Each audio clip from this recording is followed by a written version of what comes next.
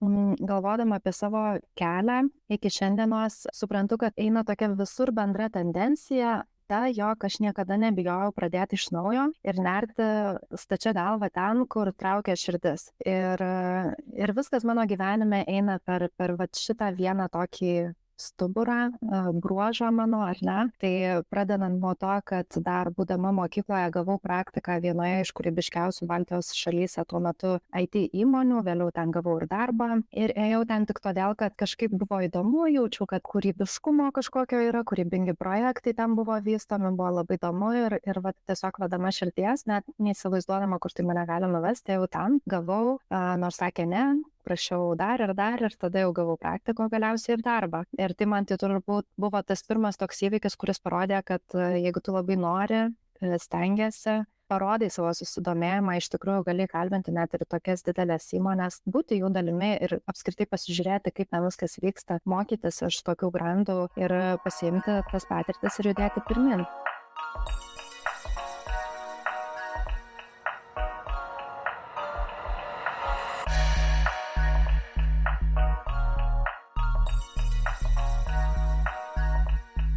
Labas, su tavimi sveikinasi Bright podcastas. Mes esame čia, kad įkvėptume. Bright turime tikslą – padėti užaugti tūkstančiai moteriškų verslų pažabojant dirbtinį intelektą. Labas. Norėčiau pristatyti Ivetą, su kuria šiandien turim pokalbį. Su Iveta susipažinom, dabar bijau pameluoti. Atrodo, prieš 3 metus, ar ne? Gal mama bendruomenė, kai Dovilė Sinkė mus sujungė į bendrą grupę, kurioje galėjome augti kartu. Turėdavom savaitinius ar kas 2 savaitinius skambučius, kur mes tiesiog aptardame vieną kitos iššūkius versle ir taip labai gerai pažinom vieną kitą. Na, o gyvai susitikom tik tai šių metų rugpjūtį. Buvo labai smagu pamatyti ir Liepą gyvai. Kas mane žavi Ivetoje, jog Iveta yra nuoširdi, turi stiprų vertybinį pagrindą. Beje, noriu pasidžiaugti, jos kuriamas ženklas, auganti šeima, ne per seniausiai laimėjo geriausią prekės ženklo titulą. Ar ne, Iveta, taip teisingai pristačiau? Tiksliai būtų metų registruoto prekės ženklo Lietuvai būtent kategorijoje. Taip gavom nominaciją ir po to buvom išrinkti jau visuomenės ir komisijos kaip gavę jau tą titulą. Tai smagu ir man pasidžiaugti, kad gaunam tą įvertinimą, nes prekės ženklas kuriamas tikrai ganėtinai ilgai, ne iš lengviausių ir būna visokių kalnelių, tai smagu, kai kažkur toje kelionėje tai gali būti ir įvertinta. Na, žinant tavo užsidegimą šitam projektui, būtent auganti šeima šitai bendruomeniai, manau, kad tai ne pirmas įvertinimas, tai tik tai pradžia. O šiaip žinau, kad tavo kelionė prasidėjo ne nuo augančios šeimos, tu esi sukūrusi stiprų asmeninį prekės ženklą, bet galbūt tu galėtum pati papasakoti ir prisistatyti mūsų klausytojams. Taip, tai sveikos merginos, sveiki visi klausytojai, gera šiandien būti su jumis. Pasistengsiu kiek įmanoma trumpiau papasakot visą tą ilgą istoriją ir kelią iki ten, kur esam šiandien, bet čia turbūt kaip taisyklė visi, kas kuriame projektus, verslus, vystom savo prekės ženklus, tos kelionės, kaip ir pradžioje minėjau, jos tokios yra kalneliai ir tai dažniausiai nėra vienos nakties kažkoks įvykis, tai bus smagu pasikalbėti apie visą tą kelią iki tol. O šiandieną, kai manęs kas nors prašo prisistatyti, tai turbūt visų pirma esu auganti šeima platformos įkūrėja. Platforma buvo sukurta 2020 metais ir joje galite rasti mokymus tėvams, socialinės iniciatyvas bei tėvų klubą, kuris visai neseniai sutiko savo pirmąjį gimtadienį. Na ir kaip dažnai būna, tokie projektai ir pas mane gimė kartu su mano dukra ir motinystė. Tai šiandien mano dukrai yra 5 metai, o projektui yra 4. Ir jeigu žiūrėtumėm dar į tą praėjusį gyvenimą iki motinystės, iki tol buvau gerą 10-metį skaitmeninio marketingo ir komunikacijos specialistė, tai dirbau šioje srityje ir po to taip gavosi, kad visas tas žinias ir patirtį tiesiog nusinešiau jau į savo projektą ir taip iki šiol vis dar keliauju kartu su juo, o ta kelionė ji prasideda, nežinau, turbūt net sakyčiau nuo pačios vaikystės ir turbūt tai, kur šiandien esu, yra labai didelė dalimi atėję ir iš mano asmenybinių dalykų ir to, ką atsinešu kaip tiesiog žmogus atėjęs iš šitą pasaulį. Tai aš visada galvodama apie savo kelią iki šiandienos suprantu, kad eina tokia visur bendra tendencija, jog aš niekada nebijojau pradėti iš naujo ir nerti stačia galva ten, kur traukia širdis. Ir viskas mano gyvenime eina per vat šitą vieną tokį stuburą, bruožą mano, ar ne? Tai pradedant nuo to, kad dar būdama mokykloje gavau praktiką vienoje iš kūrybiškiausių Baltijos šalyse tuo metu IT įmonių, vėliau ten gavau ir darbą. Ir ėjau ten tik todėl, kad kažkaip buvo įdomu, jaučiu, kad kūrybiškumo kažkokio yra, kūrybingi projektai ten buvo vystomi, buvo labai įdomu ir vat, tiesiog vedama širdies, net neįsivaizduodama, kur tai mane gali nuvesti, jau ten gavau, nors sakė ne, prašiau dar ir tada jau gavau praktiko galiausiai ir darbą. Ir tai man tai turbūt buvo tas pirmas toks įvykis, kuris parodė, kad jeigu tu labai nori, stengiasi, parodai savo susidomėjimą, iš tikrųjų gali kalbinti net ir tokias didelės įmonės, būti jų dalimi ir apskritai pasižiūrėti, kaip ten viskas vyksta, mokytis iš tokių grandų ir pasiimti tas patirtis ir judėti pirmin. Tai kažkur tame kelyje atsirado ir toks 120% tinklaraštis, kurį kai kurie dar iki šiol būna prisimena ir man rašo, kad aš tave seku dar nuo 120% laikų ir panašiai. Ir tas tinklaraštis, jis buvo toks kaip savotiškas, turbūt mano dienoraštis, apie man įdomias temas, mano gyvenimo įvykius, saviugdą, viskas, kas galėjo būti aktualu 11-okiai, 12-okiai, nes tuo metu buvau dar mokykloje, tai pačios įvairiausios temos nuo iki ir tuo metu tai buvo blogas. Dažnai tuo metu, jeigu kas nors norėdavo dalintis savo mintimis, tai kurdavosi blogą, ne socialinius tinklus dar tada. Galiausiai vedama širdies įstojau į tas pačias kūrybinės industrijas, kurios tada dar, man atrodo, nebuvo baigusios nei vienos laidos, bet vėlgi kažkas buvo vėl su kūryba. Įdomu buvo tai, kad labai daug skirtingų sričių paliečiama, bet nei kartu ir per daug giliai į kažką tais vieną, pamatai daug skirtingų dalykų. Tai savo studijas visgi vėlgi vedama savo širdies vienu metu sustabdžiau, nes atsirado tokia programa, kuri leido išvykti į Kanadą, dirbti pagal profesiją ir aš tą galimybę gavau, mano viza buvo patvirtinta ir tiesiog nusprendžiau, kad verta sustabdyti tas studijas ir išvykti į Kanadą ir pabandyti save ten. Tai vat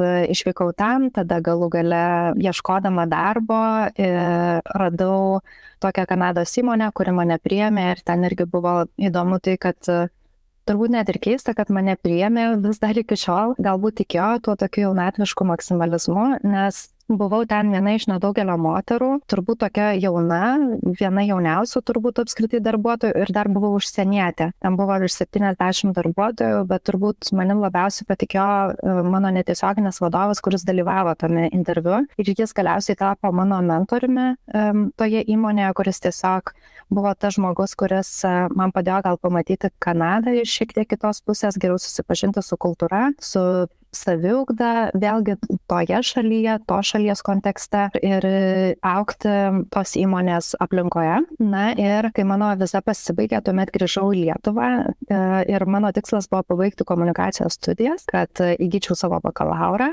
ir tada galiausiai vėl išvykti į Kanadą, jau gavus gyventojo tą statusą, kuris leidžia gyventi ilgesnį laiką, o ne tik dirbti ten 1, 1,5 ar kelis metus. Ir kas gavosi, tai įvyko turbūt gyvenimas, nes kažkur visame tame aš dar sugebėjau sutikti savo vyrą ir po to viskas išsirutuliojo jau į motinystę. Na, bet kai buvau grįžusi į Lietuvą ir pradėjau teikti komunikacijos paslaugas, tiesiog kaip freelancerė, parsivežiau klientus, galima sakyti, iš Kanados, nes tie kontaktai, kuriuos užsiauginau ir su kuo susipažinau per tą laiką, labai pravertė, nes tuo metu tiesiog atsidarius individualią veiklą galėjau teikti paslaugas Kanados įmonėms, tiems kontaktams, kuriuos turėjau, kurie mane jau pasitikėjo, kurie jau matė, kaip aš dirbu ir taip po truputėlį atsirado vis daugiau įmonių už to šalies. Tai va, tai buvo irgi įdomu dirbti nuotoliu ten. Ne ta prasme, kad dirbi Lietuvoje su Lietuvos klientais, o iš Lietuvos su Kanados klientais. Ir visa šita patirtis galiausiai išsirutuliojo į tai, kad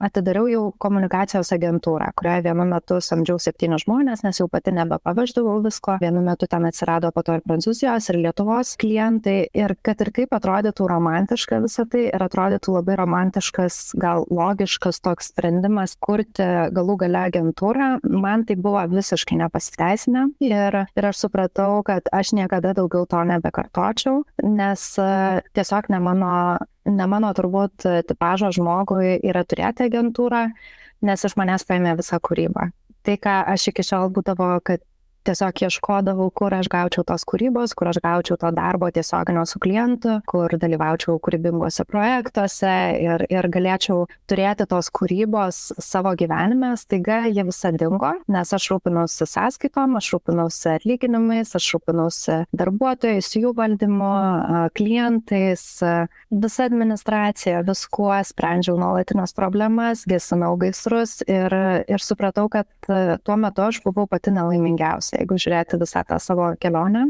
Ir kadangi kaip tik panašiu metu susipažinau su savo vyru, pamilau, susižadėjom, susituokėm, dingo bet koks noras bėgti iš Lietuvos ir keliauti atgal į Kanadą. Pradėjau save labiau matyti Lietuvoje, ir tapau mama. Ir kai tampi mama ar tėčiu, labai dažnai tas šeimos turėjimas šalia yra svarbus dalykas ir tuo metu tikrai nebebuvo jokių kažkur kraustytis, Lietuvoje toliau tikrai save stipriai mačiau. Ir profesinė prasme, tai turbūt buvo pirmas kartas, kada gyvenime iš tikrųjų sustojau. Kada sustojau ir turėjau galimybę pagalvoti, kas man patinka, ką man patinka veikti, kokie darbai man patinka. Ar man iš tikrųjų patinka dirbti su klientais, kokios tos patirtys buvo tas 10 metus atgal. Jo, aš tavęs taip klausau ir galvoju, wow, kokia kelionė ir tiek daug patyrei ir, sako, gali planuoti, bet Dievas juokiasi, nes tikrai atrodo viskas apsivertė, tiesiog aukštyn kojom. Man atrodo, aš tave kažkaip netyčia atradau internete, man gal tėtis atsiuntė iš Delfio kažkokį tavo video, čia labai seniai. Ir tai buvo, man atrodo, apie produktyvumą ar laiko planavimą, kažkas tokio. Ir pagalvojau, wow, kokia faina mergina. Ir paskui kažkaip tave netikėtai sutikau. Ir man įdomu, bet tu tiek daug dalykų perėjai, tai kuo skiriasi ta Iveta nuo agentūros Ivetos, nuo 120% iki dabartinės Ivetos? Dabar kokia tu esi?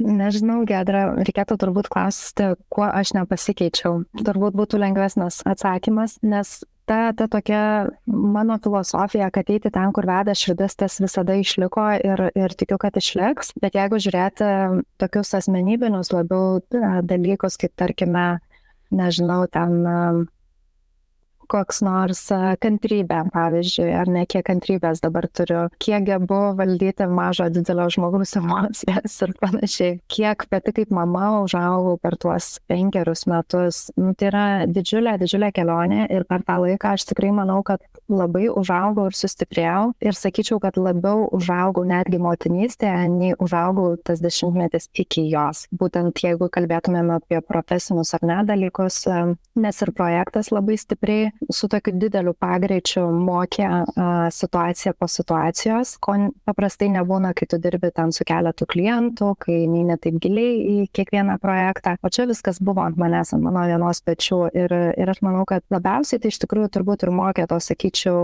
kantrybės, ryžto, judėjimo pirmin, net tada, kai yra labai sunku ir būna sunkios dienos, kai esi nemiegojęs, mamos tikrai supras, ką tai reiškia, nes mūsų resursai ir taip dažnai būna ant to ties plintuso, o čia dar šalia turi kažkaip ir projektą valdyti. Tai aš iš tikrųjų, kai gimė Liepas, savo metus pažadėjau, kad aš nieko nedarysiu ir tai buvo man labai sudėtingi metai, nes mano rankos degė idėjom ir širdis ir mintis viskas ir norėjosi eiti ir daugybę dalykų daryti ir vaikas iš tikrųjų užkuria tokį, nežinau, tą kūrybinį variklį, ar kaip čia pavadinti, nes tos idėjos, jos, tiesiog mane ten kiekvieną dieną atrodė, reikia save stabdyti, nes pas mane tiesiog šaudė viskas ten galvoje ir norėjosi ir tą, ir aną, ir trečią daryti. Ir tinklaraštis kaip toks, jisai galų gale persikėlė į socialinius tinklus kažkuriuo metu. Ir kai aš jau buvau mama ir YouTube'ą, tai aš jau turėjau tą tokią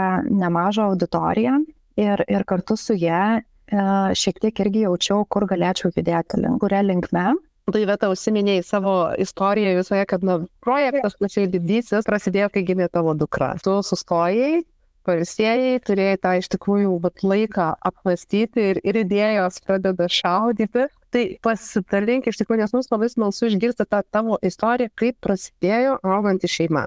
kokia buvo kelionė augančios šeimos gimime? Tai kai Liepai buvo 1 metukai, tada buvo 20 metai ir tada tą patį rugsėjį, mano dukrai rugsėjį suėjo 1 ir už turbūt keletą savaičių aš po to jau paleidau tuo metu dar 120% pavadinimų vis dar svetainę, kurioje atsirado mokymai. Ir tuo metu dar bandžiau judėti su senuoju tuo savo prekės ženklu, kuris keliavo su manim 10-metį iki tol, nes galvojau pasibandysiu, tiesiog pasižiūrėsiu, jeigu matysiu, kad iš tikrųjų čia yra aktualu, kažkas iš to gali gimti, aš sau daviau metus ir pasakiau, jeigu aš per tuos metus susikursiu savo darbo vietą, tęsiam šitą projektą, žiūrim, kas iš to gali gimti toliau. Jeigu ne, tiesiog grįžtu pas savo klientus, toliau tęsiu komunikacijos darbus ir jokios čia bėdos. Tai vat aš daviau savo tokį testinį metų laikotarpį. Ir jis prasidėjo nuo tiesiog pirmųjų mokymų, tokio kaip rinkinio, ką aš dariau ir ko man pritrūko kaip mamai. Tai buvo tai, jog kai tu tampi mama, tave užplūsta tiesiog begalinis kiekis informacijos ir tu turi kažkaip tame susigaudyti, kas tavo aktualu, kas nelabai aktualu, kuo gali pasitikėti ir panašiai. Iš to gimė pirmasis tas mūsų informacinis rinkinys, kuriame buvo tiesiog amžiaus tarpsniui visa reikalinga informacija. Viskas, ko gali reikėti tik tam laikui, tam, kad galėtų mama susikoncentruoti ir per daug nesiblaškyti, ieškant kažkokių atsakymų, informacijos ir panašiai. Ir galima pasitikėti, įsivertinant pačios. Taip, su specialistų pagalba gimė vis daugiau tų mūsų mokymų rinkinių amžiaus tarpsniams. Galiausiai ir tiesiog pavieniai mokymai, video paskaitos ir ta visa mokymų būtent platforma. Tai taip ir dėliojasi viskas ir aš iš tikrųjų po kokių 3-4 mėnesių jau žinau, kad aš nebegrįšiu pas savo klientus ir kad tikrai vystysiu projektą toliau, nes aš jau mačiau, koks jo yra potencialas ir man jokių klausimų daugiau nebekilo. Tik idėjų daugiau kilo, tik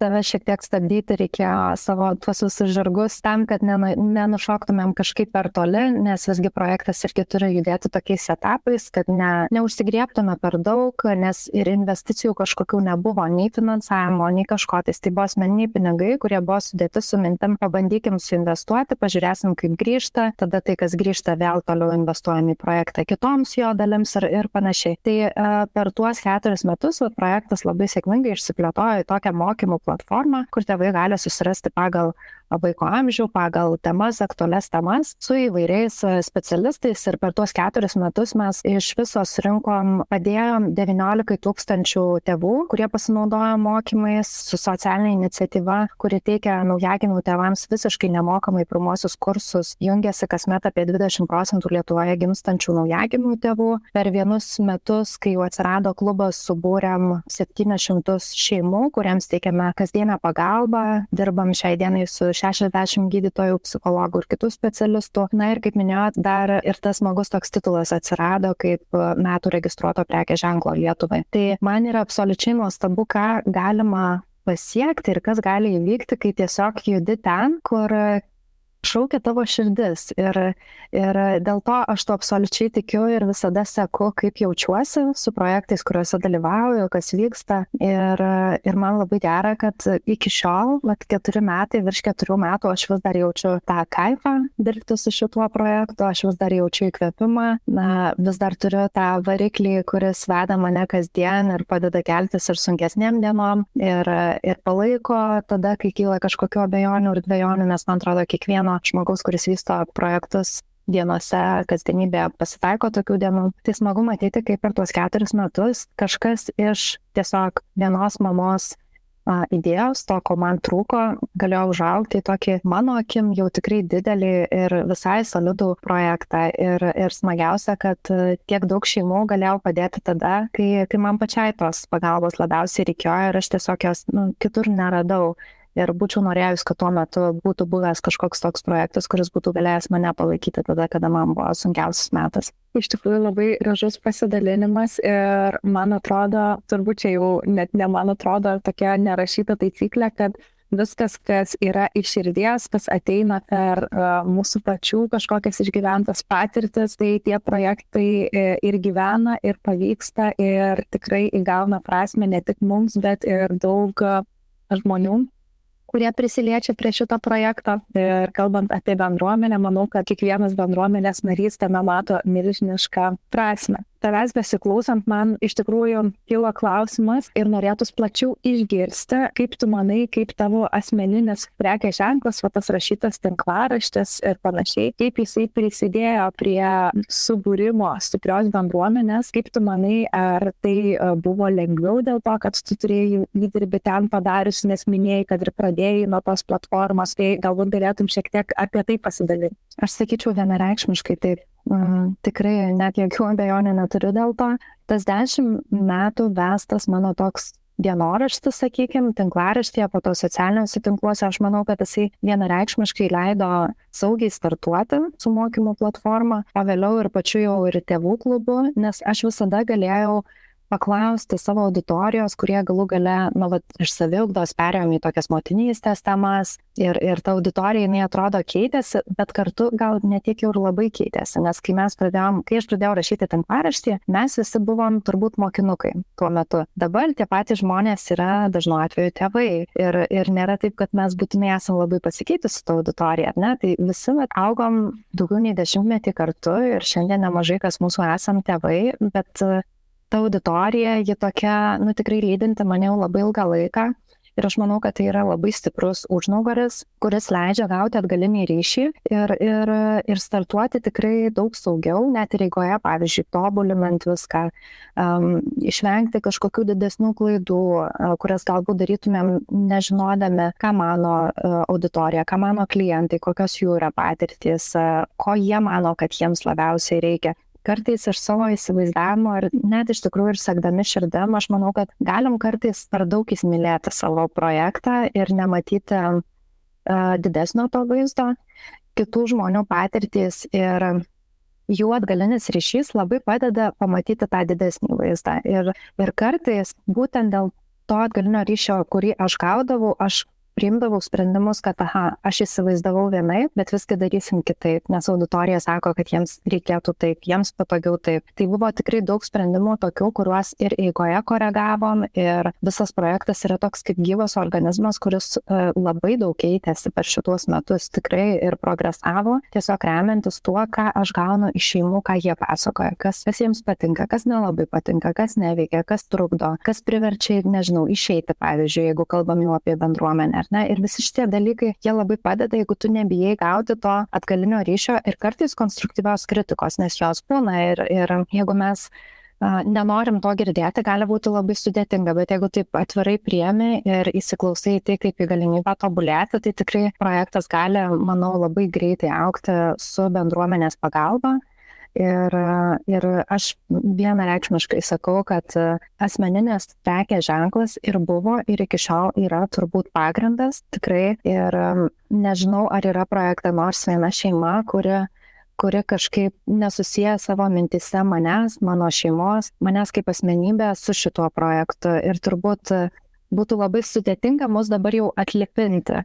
Nežinau, kaip gyvenimas klostysis, kaip projektas augs toliau ir kaip viskas dėliosis. Negali žinoti, bet šiai dienai mes esame tokie visi neatsiejami ir manau, kad tai yra labai smagu ir man kaip kūrėjui, nes aš galiu dalintis tokia nuoširdžia savo kelionę per visą šitą kelią ir projektą, ne kaip formali įmonė, kuri turi daug visokių dėžučių, kurias turi save įsprausti, kaip turi save pateikti, kokią kalbą kalbėti. Aš galiu kalbėti kaip žmogus ir man tai yra nuostabu, nes aš savęs niekur nestabdau, aš galiu būti ir netobula, ir klystanti, ir eiti per visokias sudėtingesnės situacijas, kaip šiandien galiu sirgti ir būti kartu su šeimose pokalbiuose ir jie manęs dėl to nesmerks ir niekam nebus dėl to problemos. Mano vaikas gali sirgti ir mes vieni kitus tiesiog gerai suprantam, nes aš esu mama ir jos yra mamos. Turim ir tėčių, bet visgi didžioji dalis bendruomenės yra mamos.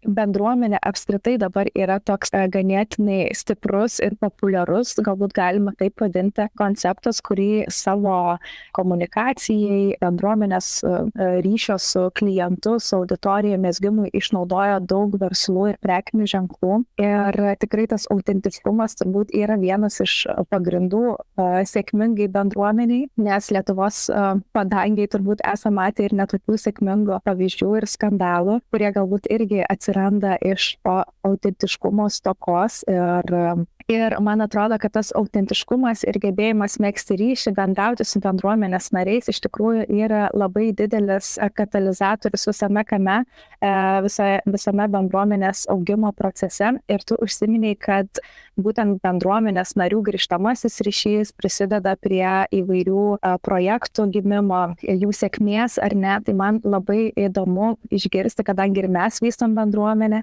ir tikrai daug moterų mūsų klausančių irgi kuria galbūt savo bendruomenės aplink savo prekinius ženklus. Tai man labai įdomu, kaip vyksta produktų kūrimas, produktų ar kažkokių iniciatyvų kūrimas tavo bendruomenėje ir kaip tu įtrauki savo bendruomenės narius į tai. Ar įtrauki jau nuo pat idėjos, pirmų žingsnių, ar kažkaip eigoje galbūt galėtum šituo plačiau pasidalinti? Taip, labai geras klausimas. Šiaip turbūt etapais, tokie sakyčiau, juda tas atgalinio ryšio gavimas. Visų pirma, tai kartais atgalinis ryšys ateina tiesiog organiškai žmonėms norint pasidalinti. Ir kartais tos pradinės pirmosios idėjos ateina visai ne iš manęs, o iš to, kad kokia nors mama vidury nakties, jai kilus idėjai, tiesiog parašė, žinai, o gal mes galėtumėm ten kokį nors pokalbį suorganizuoti, specialistą pakviesti, temą padaryti, ar ten knygų klubą įkurti, pavyzdžiui. Tai tos idėjos labai dažnai visų pirma ateina tais pačių narių, sakyčiau. Aišku, dalis tų idėjų ateina ir iš manęs, pavyzdžiui, kaip klubas toks, nors tėvai buvo, kad prašė kažko testinio, jie tai nesudėjo į žodžiu, sukurkim klubą, ar ne? Tai atėjo labiau iš manęs ir man pačiai iš tikrųjų reikėjo šiek tiek laiko užaugti iki to, aš esu intravertė. Mane labai gąsdino ta mintis turėjimas, bendruomenės ir jos valdymas, visko menedžinimas, bendravimas su tokiu kiekiu žmonių kasdien, buvimas jiems tada, kada jiems manęs reikia. Man tai atrodė, ar aš tikrai gebėsiu bendruomenę suvaldyti ir kurti, ir ar aš esu tinkamas žmogus tam visų pirma. Dėl to ganėtinai ilgą laiką, nuo to, kai gimė pati mintis, o gimė mintis turėti fizinį visų pirma klubą, viskas labai pasikeitė ir po metų aš įkūriau tą virtualų jau klubą mūsų, kur tikrai didžioji dalis veiklų, viskas vyksta online. Bet kaip visą tai įvyko, tai per tuos metus, turbūt visų pirma, tai nuo pradinės idėjos, aš paprašiau susisiekti Instagrame su manim mamų, kurios augina, sakykime, ten vaikus iki 4 metų. Nuo 0 iki 4 metų. Aš buvau paruošusi anketą, kurią tuomet tiesiog siunčiau absoliučiai kiekvienai mamai, kuri su manimi susisiekė. Per tą anketą nusimačiau klausimus, kurie būtent būtų orientuoti į bendruomenę, tai kas man yra reikalinga, kokios paslaugos ten galėtų būti, kokios temos yra aktualios, kokius lektorius norėtų matyti, gal kažkokia kita pagalba, kuri yra reikalinga šeimai, kuri galėtų atsidurti klube ir panašiai. Ir taip aš susidėliojau visą tą vaizdą, kas galėtų būti klubas. Kalbant, pavyzdžiui, ir apie kainą, nes tas labai padėjo, pavyzdžiui, įsivertinti irgi, kokia kaina turėtų būti narystės. Ar ji turėtų būti mažesnė, didesnė, kaip čia viskas galėtų būti. Tai visi tie tokie pradiniai pasidalinimai šeimų man labai padėjo susidaryti pradinį vaizdą. Tuomet, kai mes jau pasileidome klubą, tai buvo šeimos, kurios gavo pirmos patį geriausią pasiūlymą jungtis į klubą, nes jie jau buvo šito klubo kūrėjai. Jie jau buvo prisidėję prie šitos vizijos, jie jau gyveno tą mintimi, kad kažkada tikėtina atsiras tokia vieta, kur kažkas galės būti, kas galėtų jiems padėti, ar ne? Tai tada jau jungiasi visos šitos šeimos į pradinį klubo etapą, sakykime, kuris dar net nebuvo viešas.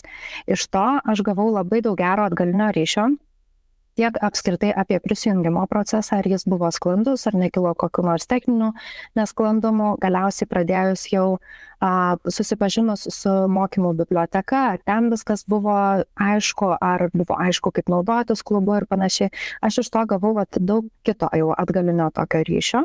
Ir tuomet mes jau paleidom tą tokį viešą klubo paleidimą, kuris jau buvo socialiniuose tinkluose, visur viešai, su mažesne kaina pradiniams žmonėms, kurie jungiasi, bet geriausia kaina vis tiek liko tiems, kurie buvo tie pradiniai mūsų kūrėjai klubo. Na ir eigoje dabar, kai bendruomenė jau gyvuoja ir kiekvieną mėnesį vis kuriam naują programą, kas tenais vyks.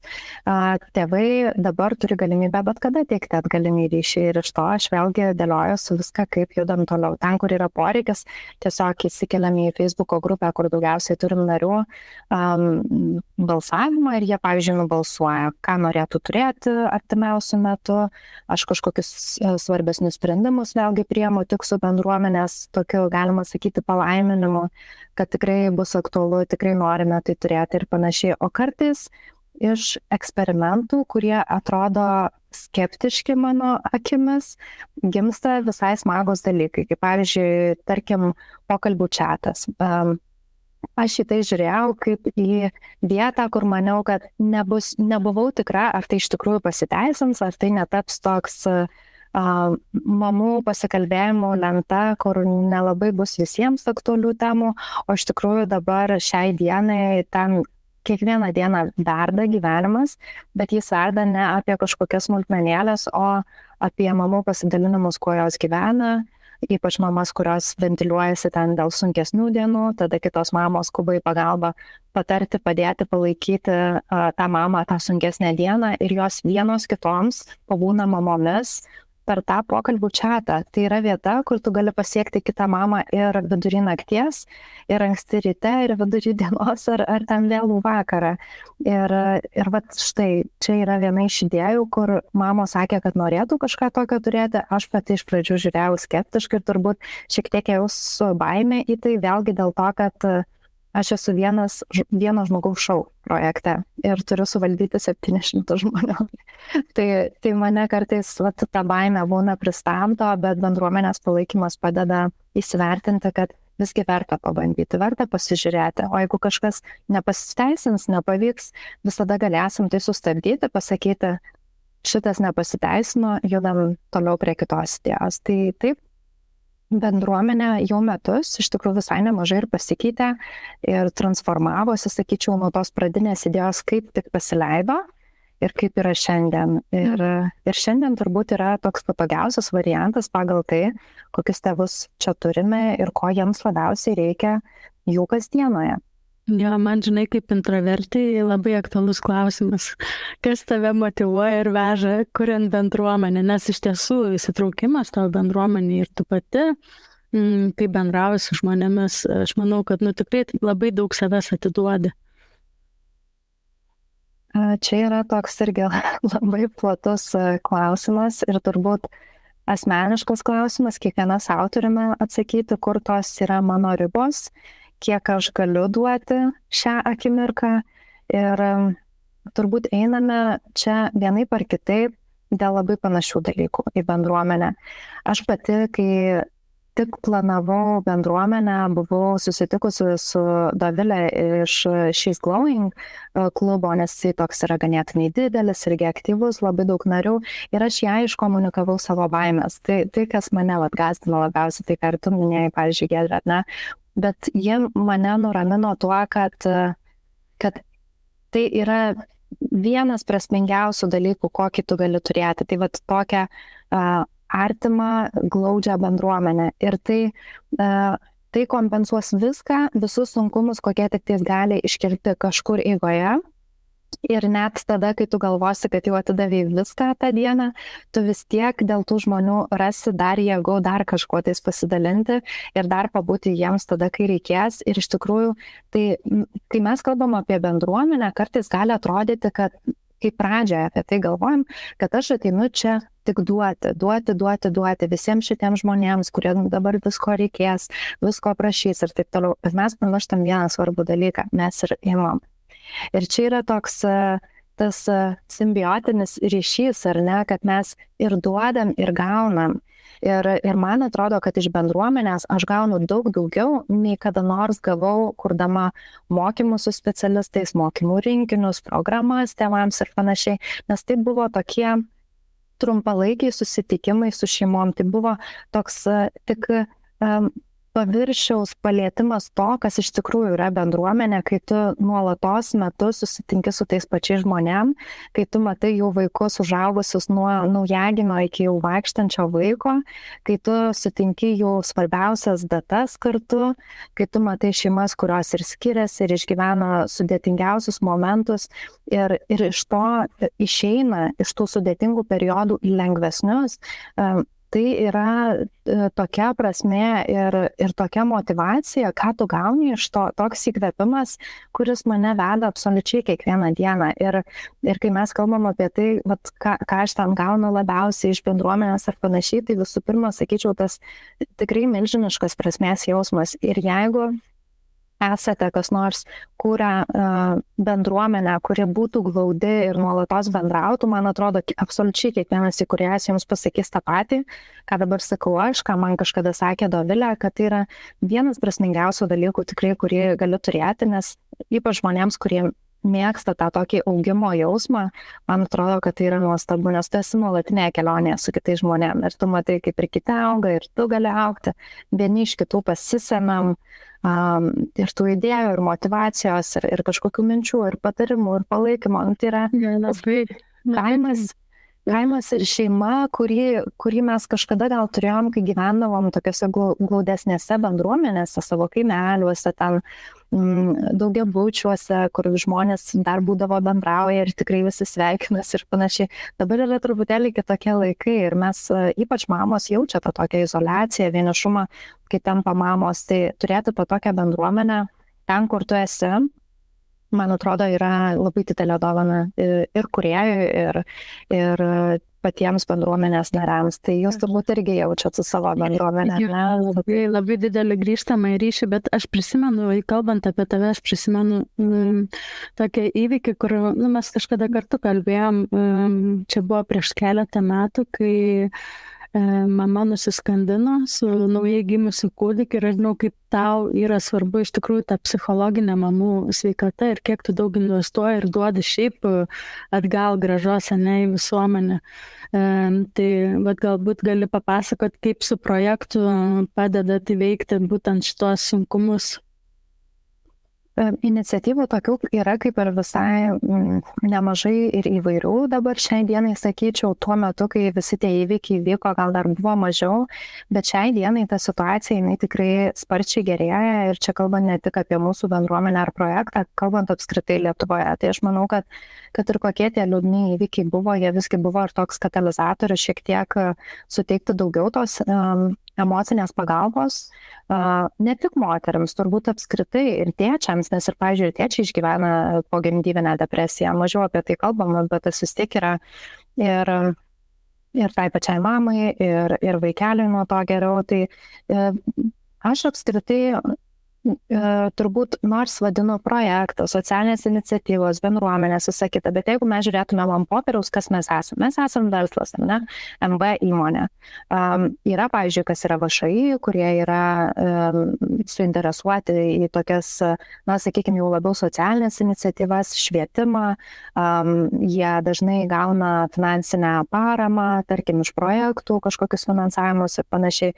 Ir gyvena iš to. Mes kaip verslas esam organizmas, kuris turi pats save išsilaikyti. Mes negaunam finansavimų, mes negaunam kažkokių projektų, pinigų ir panašiai. Kažkuria prasme tai yra sunkiau, kažkuria prasme yra lengviau, nes niekas mūsų nestato jokias dėžutes. Tai reiškia, kad aš kaip verslas projektas galiu labai greitai reaguoti. Ir kai mes turėjom tokias situacijas, kai mačiau, kad kažko reikia šeimoms, aš galėjau iš karto suteikti pagalbą, kurios reikia. Tada mes, pavyzdžiui, padarėm psichologijos paskaitą, kuri buvo apie emocinę mamos sveikatą, kur buvo ir apie pogimdyvinę melancholiją, ir pogimdyvinę depresiją. tą paskaitą padarėm visiškai nemokamai visoms mamoms, kurios jautė, kad joms šiuo metu jo gali reikėti. Reikėjo tik parašyti man ir aš suteikdavau prieigą. Taip pat turim socialinę iniciatyvą naujagimių tėvams, kur yra pats kritiškiausias laikas, kada labiausiai gali pasirodyti tie visi požymiai psichologiniai. Tai ten irgi yra paskaitos apie mamos emocinę būseną ir apskritai turbūt paskaitos, kurios tėvus bando padaryti iš jų ne kažkokius tobulus tėvus, o labiau kalba apie realybę, apie kasdienybę, apie tai, kaip būti tėvais, tais netobulais tėvais, kuriems pasitaiko visko ir visokių dienų būna. Ir apskritai su projektu, net ir klubu, jeigu pasižiūrėtumėm, yra dešimtys ir dešimtys pokalbių, kur mes kalbam apie mūsų pačių emocijas, jausmus ir aš visada tam teikiau prioritetą, nes mačiau, tiesiog kokia didelė spraga su tuo yra ir kaip iš mamų tikimasi, kad jos bus kažkokios super moterys, kurios niekada neklysta, bus perskaitę visus vadovėlius, viską darys tobulai ir gyvens kažkokį, nežinau, kaip jeigu pasižiūrėtumėm, buvo tos nusivylusios namų šeimininkės, ar ne, kur pasižiūrė tiesiog iš šalies ir atrodo, kad jos yra kažkokios tobulos, viskas spėjančios moteris, o po to ten limetė ar kažkuri... Tokie išlydavo, kur dalykai. Ir kur pamatai, kad ten yra daug sudėtingų dalykų, visko, kas verda viduje ir kažkodėl niekas apie tai nekalba ir kažkodėl visą tai yra, kažkaip nėra normalizuota, kad tu gali būti žmogus motinystėje, kad tu gali visko tam turėti. Tai aš su projektu tikrai stengiuosi nešti šitą vėliavą ir kad mamos galėtų būti savimi, galėtų jaustis, kad jos gali čia ir klysti, ir netobulos būti, ir išsiventiliuoti, kai kažkas įvyksta, ir tiesiog išgirsti, kad dar 10 kitų mamų šiandien jautėsi taip pat, padarė tas pačias, nežinau, čia pavadinkim klaidas, ne klaidas, bet lygiai taip pat yra beproto mylinčios savo vaikus mamos ir tai netima vieno iš kito. Galim būti ir tas. Ir man atrodo, kad apskritai visuomenėje dabar labai einam į tokį arba juodą, arba baltą. Ir kažkaip užmirstam, kad tarp tų kraštutinumų yra dar daug visokių spalvų. Tai man motinystė irgi yra apie tai, kad čia yra labai daug įvairių spalvų, visa paletė ir mes galim turėti erdvę, galėtumėm apie tai kalbėtis. Tai stengiuosi tikrai palaikyti mamas ir tikiuosi, kad ir jos jaučia, kad šita erdvė joms gali būti ta vieta, kur jos gali atvirai išsikalbėti ir jausti palaikymą ir žinoti, kad čia niekada jų niekas nesmerks ir negėdins dėl kažko tais. Iš tikrųjų, aš dar norėčiau sugrįžti prie pačios bendruomenės kūrimo. Ir tu jau užsiminei šiek tiek apie tą davimą, kiek mes daug kurdami bendruomenę atiduodam savo nariams ir panašiai ir iš esmės ir gaunam tą naudą. Ir aš klausau tavęs ir galvoju, toks paprastas pavyzdys, mes pasileidom irgi naują svetainę, reikėjo visas tas narės jiems išsiųsti prisijungimus ir taip toliau, ir aš sėdžiu gyvenios nakties, tai kiekvienai nariai noriu išsiųsti gražų laišką su pasisveikinimu, su visų vietoj to, kad padaryti kažkokį rankinį. Ir taip savo, tai galvoju, kaip kūdikį suvystau ir siunčiu, kad būtų viskas labai gražu. Tai man labai galėjau susitapatinti su tuo, kad tikrai duodame daug, bet mes ir pasiimam. Iš tikrųjų daug tas augimas. Dabar mes veikiam irgi metus laiko, jis yra kosminis. Kiek daug visko išgyventa ir kiek daug visko patirta. Ir kalbant apie bendruomenės kūrimą, aš pati save irgi labai laikau bendruomenė, aš stengiuosi įsitraukti pagal vertybės, kur man atitinka jas ir tiek į savo, kaip ir minėjai, kaimo, sakykime, bendruomenė. Aš nors negyvenu savo kaime jau N metų, bet aš vis dar aktyviai ten dalyvauju ir dalinuosi savo žiniomis. Ir kitose, sakykime, bendruomenės ir man smalsu, mes irgi pradėjom vystyti Braitą. Kaip tu manai, kokiom savybėm turi pasižymėti žmogus, norintis aplink save burti tą bendruomenę, būti tuo branduoliu? Šiaip man yra tekę sutikti labai skirtingų bendruomenės tų vedlių tokių įkūrėjų ir iš tikrųjų labai skirtingi žmonės kuria bendruomenės. Tam tikrų bruožų, kurie galbūt mus visus vienyje, sakyčiau, jau turbūt yra. Tarkim, pavyzdžiui, atvirumas ir tas toks prieinamumas, sakyčiau, vienas iš dalykų yra, nes labai sunkiai įsivaizduočiau, kaip žmogus, kuris tarkim, apsistato save kažkokiom sienom, kaukiam, kur sako, aš tam tikrą privatumą savo labai noriu išlaikyti, ar ne, kad nežinau, tam tikrus dalykus aš nesidalinsiu, negalėsiu kalbėti apie tam tikrus dalykus, arba turėsiu tik tam tikras dienoje valandas, kada galiu paskirti, pavyzdžiui, bendruomeniai ir ne kitaip. Jeigu einame į kažkokius tokius kraštutinumus ir tokį didesnį privatumą, aš sunkiai įsivaizduočiau, kad toks žmogus galėtų vesti bendruomenę, nes bendruomeniai, kad ir kaip tam bebūtų, kaip ir tu pati minėjai, mes jiems būnam praktiškai visada. Ir aš pati neskaičiuoju valandų, kurias skiriu bendruomeniai, bet tikrai būna mamų, kurios parašo ir vėlyvą vakarą ir aš vis tiek sureaguoju ir atsakau, nes aš matau, kad jai tą akimirką labai reikia to atsakymo. Ir aš jo nepadedu į savo darbų sąrašą, atsakysiu, kai bus darbo valandos rytoj. Ne, ir savaitgalį tenka tikrai atsakyti. Kitas dalykas, man atrodo, mes visi iš tolo užuodžiam, kai yra žmogus, kuris kažkaip laiko atstumą nuo mūsų. Ir bendruomenė tas irgi labai jaučiasi. Ir pavyzdžiui, tarkim, pas mus yra pokalbių moderavimas, vedimas, kada daugiau susitinkam, tarkim, bendruomenė su lektoriais, turim mamų skambučius, kur mamos susitinka.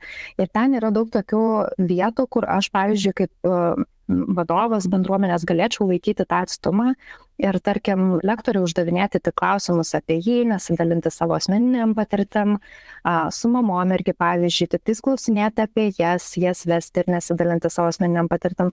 Bet aš galvoju, kiek tai lipdytų, kiek jos pasitikėtų ir norėtų atsiverti ir megzti tuos ryšius tarpusavyje, jeigu jaustų, kad čia viską veda žmogus, kuris pats tai kažkaip laiko atstumą nuo mūsų ir nekalba apie savo asmeninį gyvenimą. Tai vat, čia yra tas toks dalykas, kurį iš tikrųjų reikėtų labai įsivertinti, jeigu žmogus yra labai mėgstantis savo privatų gyvenimą ir nenorintis jo kažkaip išnešti į atvirus vandenis per daug, čia gali kilti problemų. Tai vat, sakyčiau, kad žmogus, kuris turėtų būti ganėtinai atviras, kuris nori vesti bendruomenę, manau, kad jis turėtų matyti kažkokią bendrą misiją, kodėl ta bendruomenė apskritai yra ir perteikti tai bendruomeniai. Tai irgi labai yra svarbu, nes tada kiekvienas narys žino, koks mūsų yra tikslas čia būti, kaip mes galim vienas kitam padėti. Pavyzdžiui, mes su mamom visada aš stengiuosi tą perduoti ir tikiu, kad jos tai pasiema, kad čia yra vieta, kur mama gaus palaikymą tada, kai jai to palaikymo reikia. Ir net tada, kai aš pati esu jau ten, nežinau, išsijungus savo telefoną nakčiai, aš ryte prisijungus pamatau, kad kažkas dalinosi naktį sunkiam kažkokiam emocijom patirtim ir jau ten 10 mamų atsakė jos patirtį savo patirtim ir jį nurimo. Tai aš žinau, kad bendruomenė toliau mano misiją neša, nesvarbu, ar aš tą akimirką fiziškai galiu dalyvauti. Ir tas irgi, man atrodo, rodo, kad reiškiasi, kad ta misija, tai dėl ko čia esam šitoj bendruomenė, yra pakankamai aišku, kodėl, ar ne mūsų kodėl. Kitas dalykas, tas gebėjimas gal įsiklausyti ir nebijoti gauti kažkokios kritikos, pastebėjimų, kas galėtų būti geriau, nes jeigu jau esam bendruomeniai ir stengiamės rinkti tą atgalinį ryšį, kaip čia tobulinti kažką, paleidinėjant kokius nors projektus naujus tarp bendruomenės, gausim to atgalinio ryšio ir ten bus ne tik rožytės ir nežinau, vienaragiai, ten bus visko, ar ne? Tai turim kažkaip būti, manau, ir tas žmogus, kuris gebėtų atvirai priimti kitų nuomonę, pastebėjimus, konstruktyvę kritiką, nenueiti per daug į savo emocijas, o labiau žiūrėti į tai, kaip stengiamės visi padaryti šito projekto kažką geresnio. Taip, ir tas toks bendruomenės vedlys, ar ne, kad tas žmogus vestų žmonės, tai manau, kad yra ganėtinai svarbu ir kad jo vertybės būtų panašios su žmonėmis, kurie jungiasi į tą bendruomenę, nes jeigu pasižiūrėtumėm į vairias bendruomenės, jūs galite pastebėti, kad, tarkime, jeigu vadovas kaip Dovilė, pavyzdžiui, iš She's Glowing, ar ne, yra versli moteris, tai labai tikėtina, kad jos bendruomenė ir jungsis panašaus tipažo verslios moteris, ar ne? Tai taip ir pas mus su bendruomenė lygiai taip pat yra. Aš kaip mama turbūt tokia, kokia esu, kaip mane mato, tai lygiai taip pat su manim labiausiai rezonuoja mamos, kurios yra panašios į mane, su panašiu vertybiniu kažkokiu stuburu, su panašiom mintim, panašiai žiūrinčios į motinystę ir jos lygiai taip pat tada jaučiasi tos bendruomenės dalimi. Tai ko gero, jeigu, pavyzdžiui, būtų kokia nors bendruomenė, tiesiog bendruomenė be vedlio, tai reikėtų surasti jam vedlį, aš tada ieškočiau žmogaus, kuris labiausiai atspindėtų tuos žmonės, kurie yra toje bendruomenėje susirinkę, nes tik taip kažkas galėtų ten suklikinti ir veikti kartu. O jeigu jau kalbam apie žmogų, nuo kurio pradeda kurtis bendruomenė, tai labai aiškiai galima matyti, kai pasižiūrim skirtingas, kad iš tikrųjų mes pritraukiam tokius žmonės, kokie esam patys. Ir tas ir yra smagiausia, manau, nes jeigu jau žiūrėtumėm ten į konkurenciją kokią nors ar panašiai, tada supranti, kad nelabai egzistuoja toks dalykas kaip kažkokia konkurencija, nes viena bendruomenė labai skirsis nuo kitos bendruomenės. Ir tiesiog jeigu mes paimtumėm iš vienos žmogų ir įdėtumėm į kitą, tikėtume, kad jisai nelabai ten surastų savo vietą, nes jisai tiesiog jam nerezonuotų tas vedlys, nerezonuotų kiti žmonės, kurie yra bendruomenė. Ir tada supranti, kad ir labai gerai, kad yra skirtingų bendruomenių. Mes esame visi skirtingi žmonės. Vienas suras pas vienus daugiau prasmės būti, kitas suras pas kitus, nes jam ten labiausiai rezonuoja. Tai kažkaip ir išsiskirsto. Ir manau, kad tas ypač su metais, kai augini bendruomenę ir esi su bendruomenė jau ne vieni metai, atsiranda daugiau to tokio pasitikėjimo visų projektų, nes tu supranti, kad čia ateis žmonės, kurie rezonuoja su tavim. Ir jeigu tas žmogus neatėjo, jam buvo neaktualu, reiškia, jis turi savo kelią atrasti savo bendruomenę. Čia tiesiog nėra jo vieta. Vau, Iveta, iš tikrųjų didelis įkvėpimas yra tavęs klausytis ir net nesinori pertraukti netgi klausimais, bet turiu porą klausimų, kuriuos norėčiau užduoti. Tai irgi labai gražiai išsireiškiai, kad sukūrus bendruomenę pagrįstą vertybėmis ar ne, ir matai, kaip tau miegant ar negebant, negalint tuo metu prisijungti, parašyti ir panašiai, matai, kaip tavo bendruomenės nariai neša tavo pačios misiją, dalyvauja, sprendžia problemas, padeda vieni kitiems ir visą kitą, ir tai yra be galo gražu. Ir galbūt galėtum trumpai, galbūt vienu sakiniu tiesiog įvardinti, kaip tu apsibrėži savo misiją, kokia yra augančios šeimos misija. Aš kai apie tai galvoju, man visuomet ateina viena frazė į mintis, kad palaikymas yra ten, kur mama. Nes kas šiais laikais vyksta, mes labai dažnai, jeigu žiūrėti į mamas, tarkim, turim labai daug įvairių paslaugų, tikrai, ko galima pasinaudoti, bet mes turim važiuoti, turim kažkur vykti, kažkur dalyvauti, pasiskirti laiką, pabandyk dar ten tą vaiką aprengti ir kažkaip suruoštam išėjimui iš namų, ten kosmosas yra, ką reikia padaryti, kad mama gebėtų su vaikais išeiti iš namų. Dėl to, man atrodo, kad mes su bendruomenė labiausiai ir koncentruojamės į tai, kad mes kaip mamos neturėtumėm eiti ir ieškoti kažkur pagalbos ar to, ko mums reikia. Ta pagalba turi ateiti ten, kur esu aš, pas mane, tada, kada man to labiausiai reikia. Ir dėl to taip ir išsigrynino, kad online formatas, kada mes visgi nuotoliu turim didžiąją dalį savo veiklų ir yra tai, kas leidžia tai visai pagalbai ir palaikymui ateiti pas mamą ten, kur jie tuo metu yra. Ir dėl to, aš galų gale atmečiau tą mintį, kad daryti fizinį klubą. Galbūt kada nors, bet tai labai stipriai apriboja. Tada ir aišku, didieji miestai tada gaunasi, atkrenta mamos, kurios yra mažuose miestuose, palaikymo joms dar labiau reikia negu mamoms, kurios yra didesniuose miestuose, nes pasirinkimo pas jas yra mažiau ir manau, kad ta misija mano tokia ir yra su bendruomenė, kad tas palaikymas būtų ten, kur yra mama ir kad jos laikui bėgant galėtų augti tas tokias ramesnės ir laimingesnės mamas. Jo, aš pritariu tau, Iveta, ypatingai jeigu gyveni užsienyje, taip kaip aš, ne visą laiką turiu tą kaimą šalia savęs, kuris gali tau padėti ir palaikyti, tai tavo bendruomenė iš tikrųjų yra auksas tokiom mamom. Bet Viktorija, noriu dar kažką paklausti. Jo, aš dar vieną klausimą, kurį norėjau paklausti. Jau minėjai, ko reikia žmogui, kad jisai galėtų burti aplink save bendruomenę ir kas tave veža, bet man visą laiką yra įdomu išgirsti, kai taip žmogus dalinasi ar ne, ir viskas skamba taip be galo gražiai, išjausta, prasminga, įkvėpimas. Tiesiog netgi aš neturiu vaikų, nesu mama, bet man šita idėja jau yra parduota.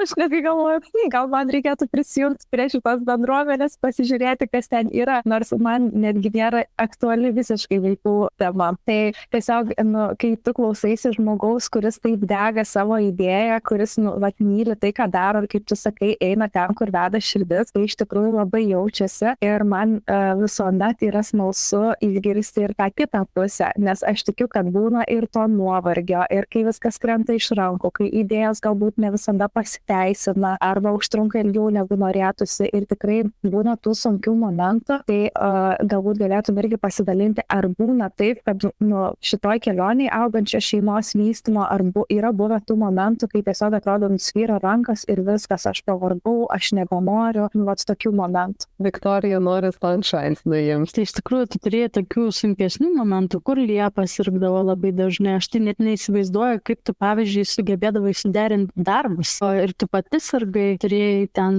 ligą imuninę. Ir galvoju, vat vis tiek ir tas projektas, jis niekad nesustoja, jis kaip tik tobulėja tuo momentu. Tai pasidalink, tikrai labai įdomu. Man atrodo, būtų galima visą romaną parašyti apie tai, kas nepavyko, kur buvo sunku, kur buvo iššūkių ir panašiai. Ir labai gerai, kad tą klausimą užduodat, nes iš tikrųjų, jeigu praskleidžiam tas tokias užuolaidas projekto, galime tikrai labai daug pamatyti tokių sunkesnių momentų. Ir aš manau, kad čia yra kiekvieno verslo kasdienybė.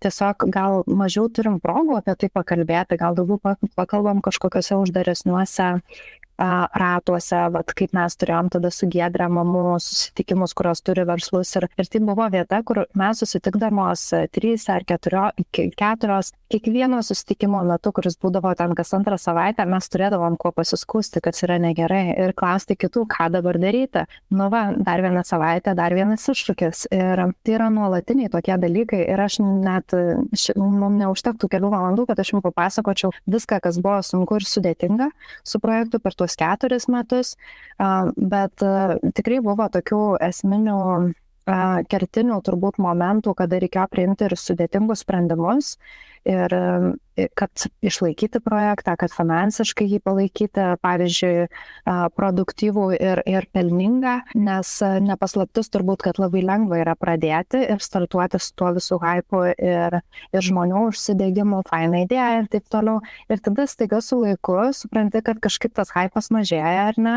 Sąskaitos didėja, išlaidos didėja, keičiasi rinkos sąlygos, kažkokios aplinkybės ir žiūrėk, užsakymų jau tiek nebeįkrenta, ar ne, arba žmonės ten prasčiau perka, nes prasidėjo ten karas Ukrainoje, ar ten COVID-as, tarkim, ir visi pasimetę ir taupo ir nežino, kaip čia kas toliau bus. Tai daug tokių visokių įvykių buvo eigoje, bet keletas kertinių, tai turbūt būtų visų pirma tai, kad mes keitėm prekės ženklo pavadinimą, apskritai visą prekės ženklą. Aš minėjau, kad mes pradėjome su 120%, kas tuo metu buvo irgi, aš bandydavau išvartyti, išrutulioti, kaip čia mums pritempti tą 120% prie motinystės.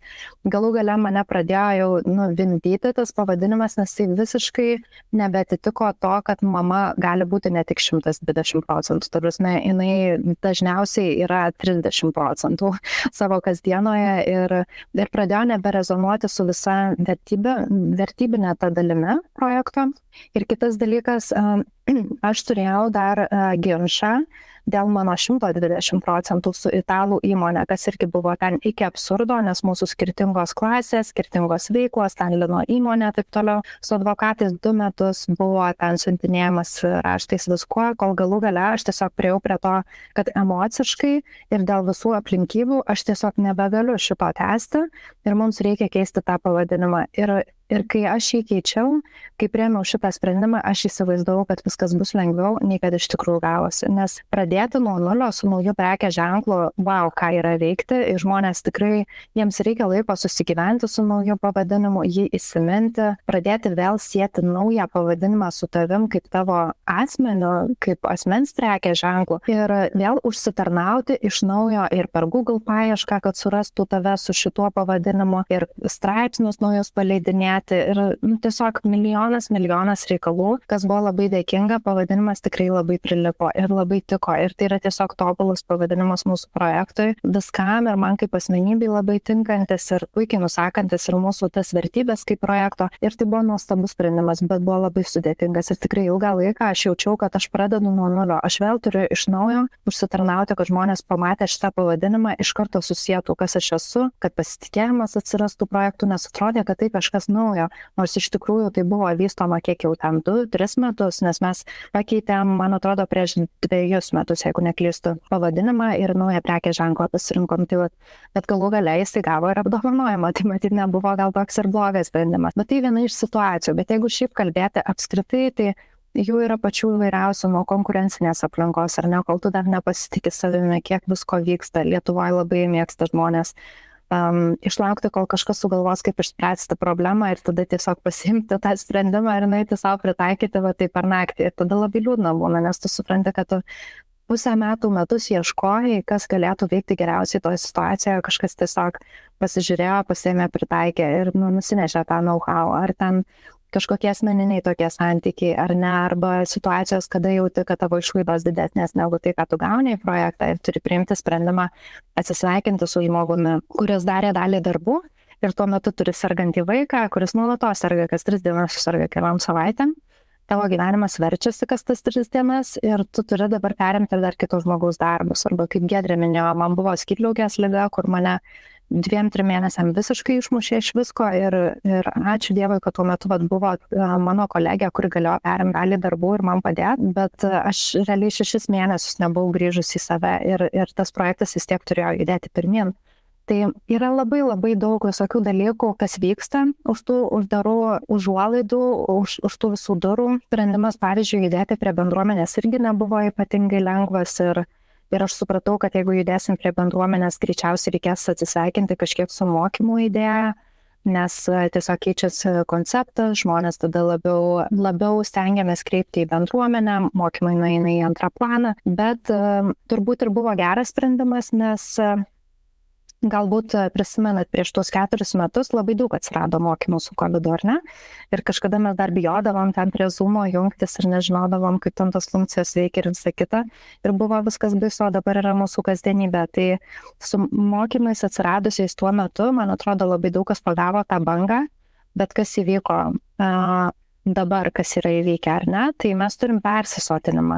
Tai lygiai tas pats yra ir su mokymų tėvams rytimi, kada tėvai jaučia tokį persisotinimą, kad sunku darosi parduoti, reklama pabrango, apskritai kaip nestabilus pajamų šaltinis dabar jau gaunasi.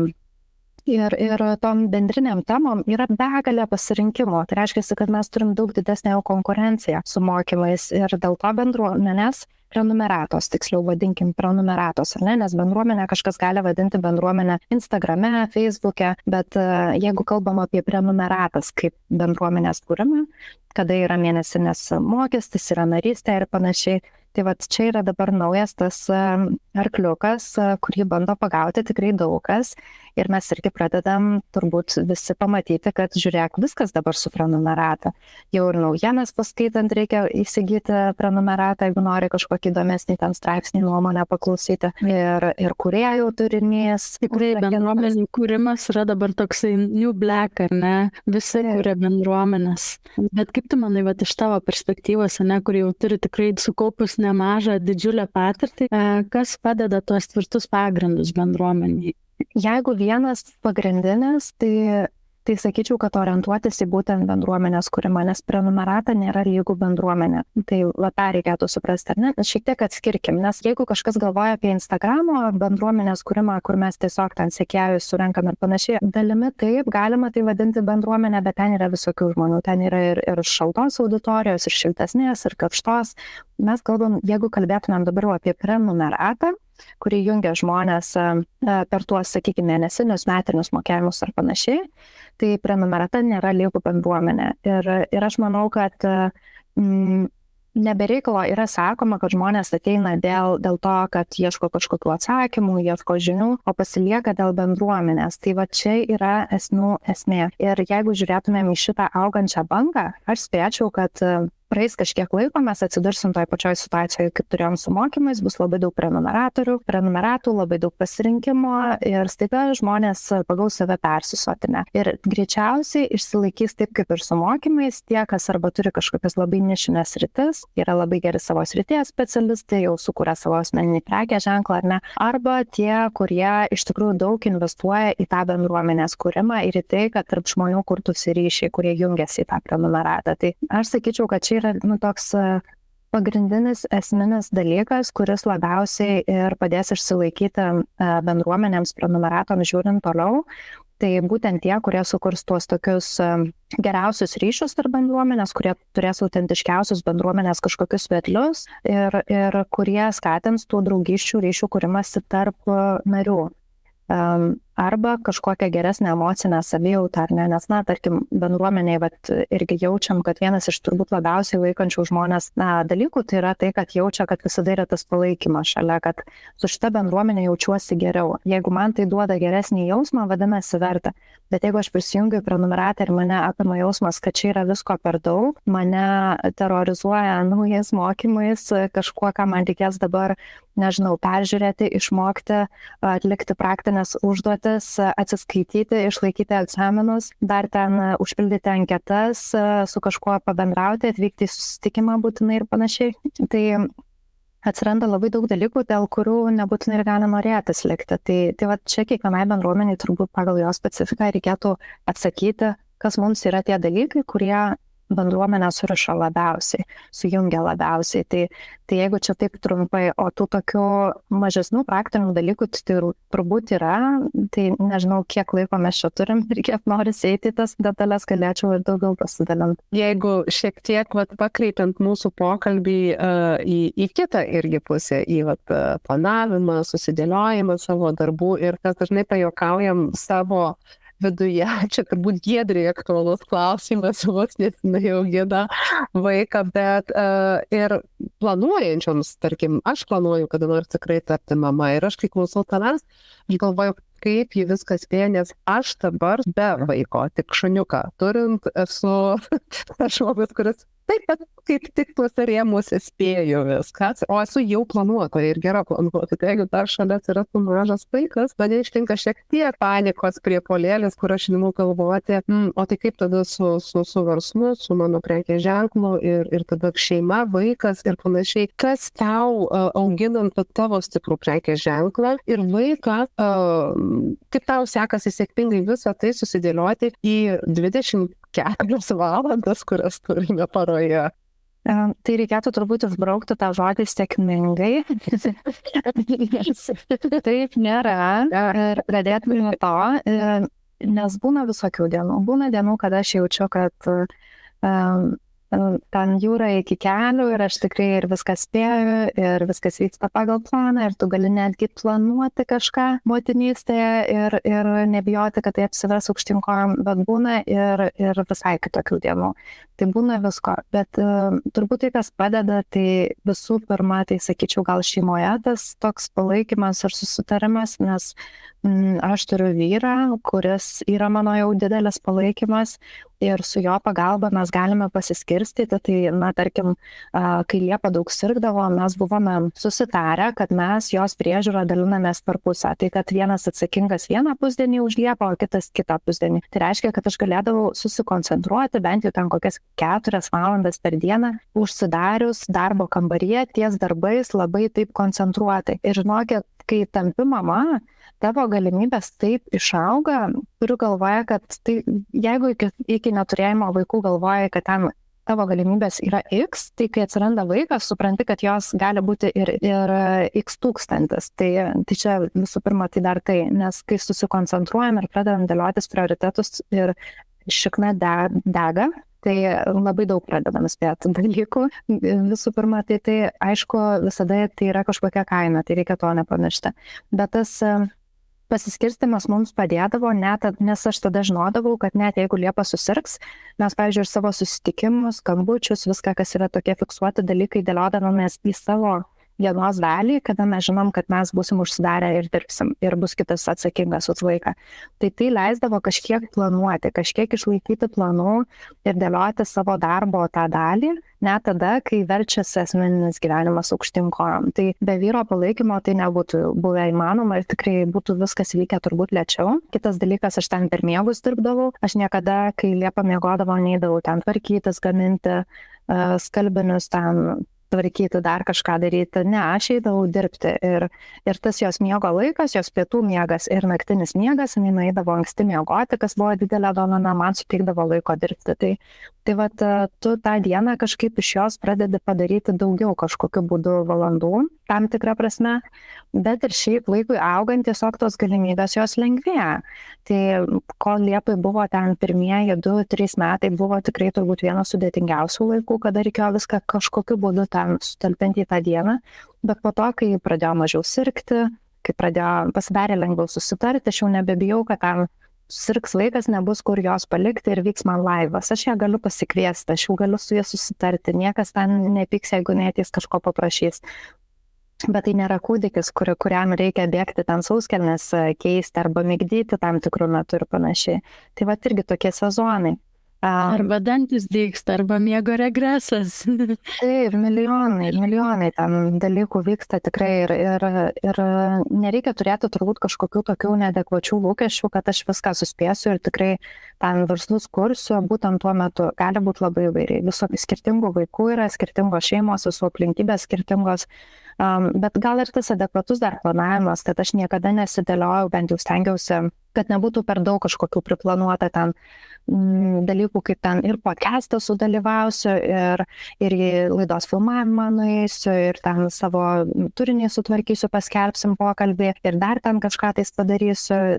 Kažkaip vis tiek reikėjo kažkur kompromisus daryti ir tiesiog stengiausi, kad būtų racionalu, kad ne per daug ribos savo dėl darbo valandų irgi, ar ne, nes kai labai mėgsti ir myli savo darbą, yra labai lengva ten non-stop sėdėti ir naktim varvinti tas akis prie kompiuterio, tai reikėdavo kartais save priversti tiesiog pailsėti, nes suteikus savo erdvės pailsėti, kartais net ir tie darbai kokybiškesni vyksta, kai turi mažiau laiko tam darbui. Na ir prioritetai turbūt irgi dar šiek tiek dėliojantis tuos darbus, kuriuos atliekam, kažkaip ne valandų didinti dienoje su darbais, o kad daugiau darbų pasidarytų per tą pačią valandą, arba kad svarbesni darbai pasidarytų.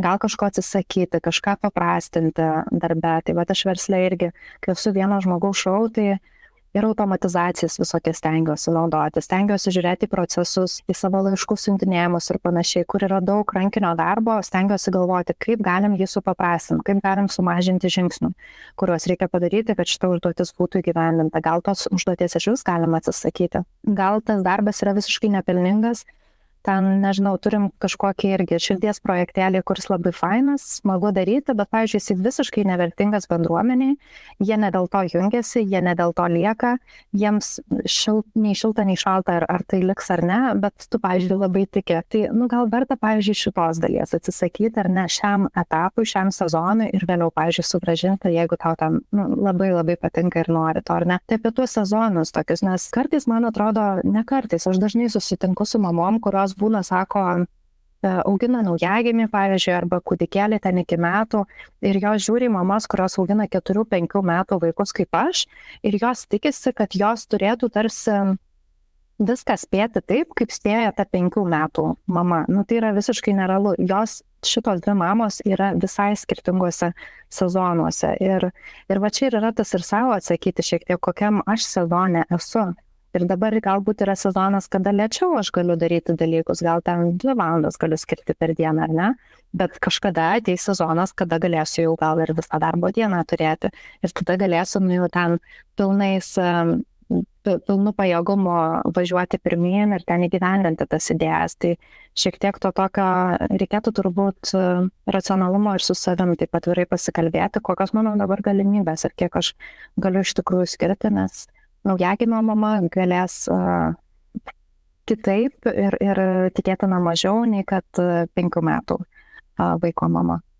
Man labai patiko tavo pavadinimas sezono iš Netflix'o serialą. Pirmas labai traukė, turi susikaupę žiūrėti, 5 jau visus charakterius pažįsti.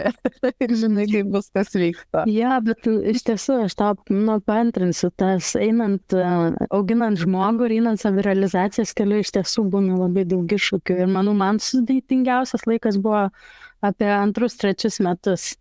Dabar jau 4-5 metai, panašiai mūsų Liepa ir Ūla panašaus amžiaus yra, tai jau daros šiek tiek lengviau.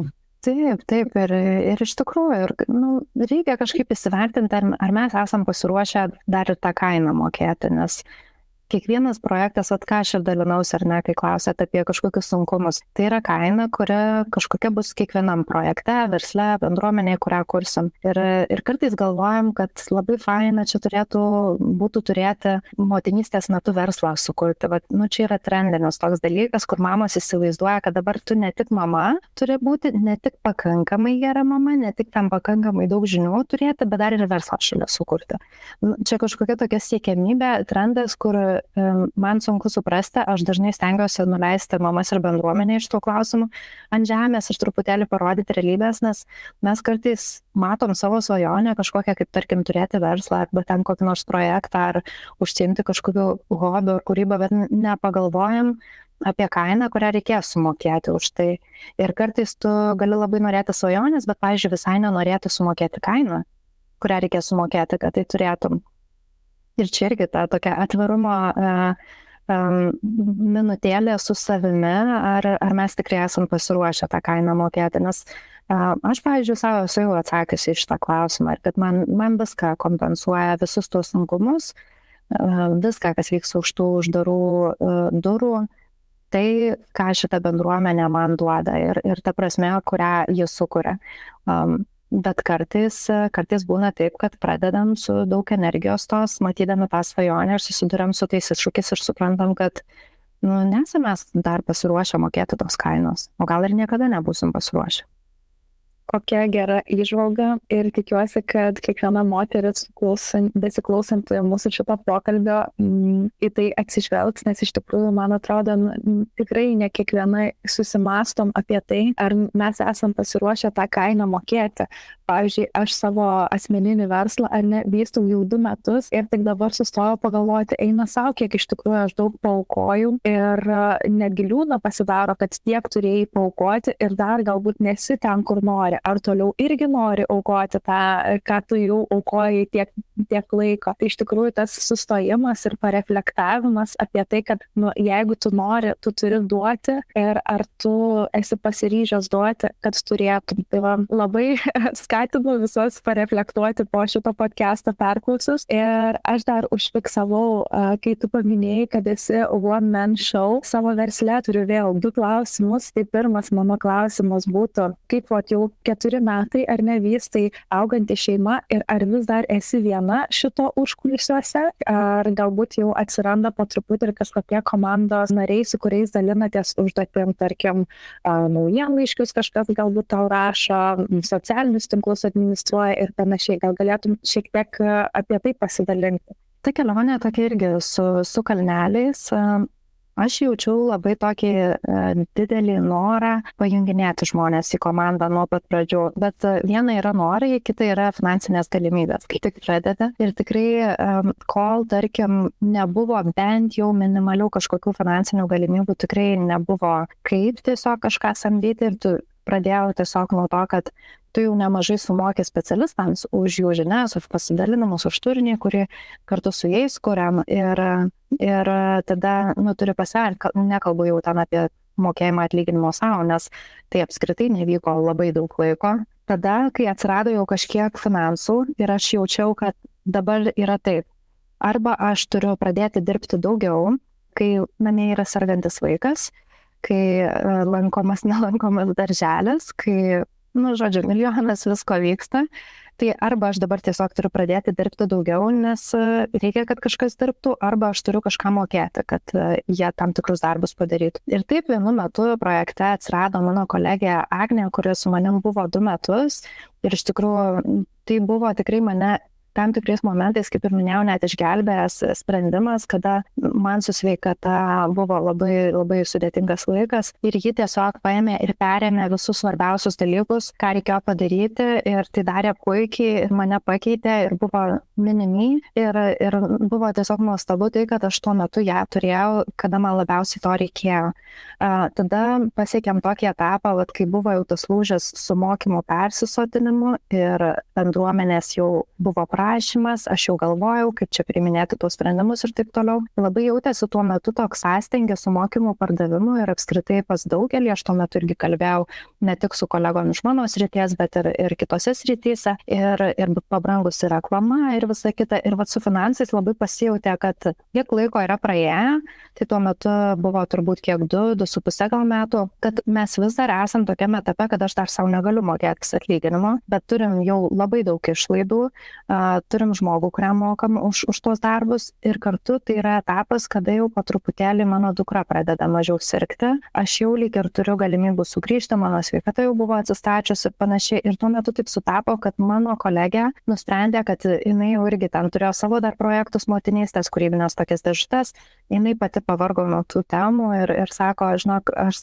noriu jau atsiriboti ir išeiti ten į kitą sritį. Ir aš tai priėmiau, bet aš neieškosiu kito žmogaus. Tada tai buvo toks pačiu laiku tas sprendimas ir man, ir iš mano pusės, ir jai atsisveikinom ir aš tada sakau, naujas iššūkis, naujas levelis, ar ne, žaidimo. Dabar man reikia nuspręsti, kaip tuos pačius dalykus, kuriuos darė 2 žmonės, na ir ten kažkokios dar pagalbos šalimais ar pasamdymas tam tikriem darbam, kaip visą tai padaryti į vieno žmogaus darbus ir kaip vienas žmogus galėtų tai pasidaryti. Ir iš tikrųjų su bendruomenė ir su visa ta situacija atsirado daug tokio tikslingo mąstymo apie tuos dalykus, ką ir minėjau, kas iš tikrųjų uždirba pinigus, kas iš tikrųjų yra reikalinga, kas yra pelninga, ką laikėm N metų, bet tai visiškai nepelninga ir tiesiog išlaikoma mūsų.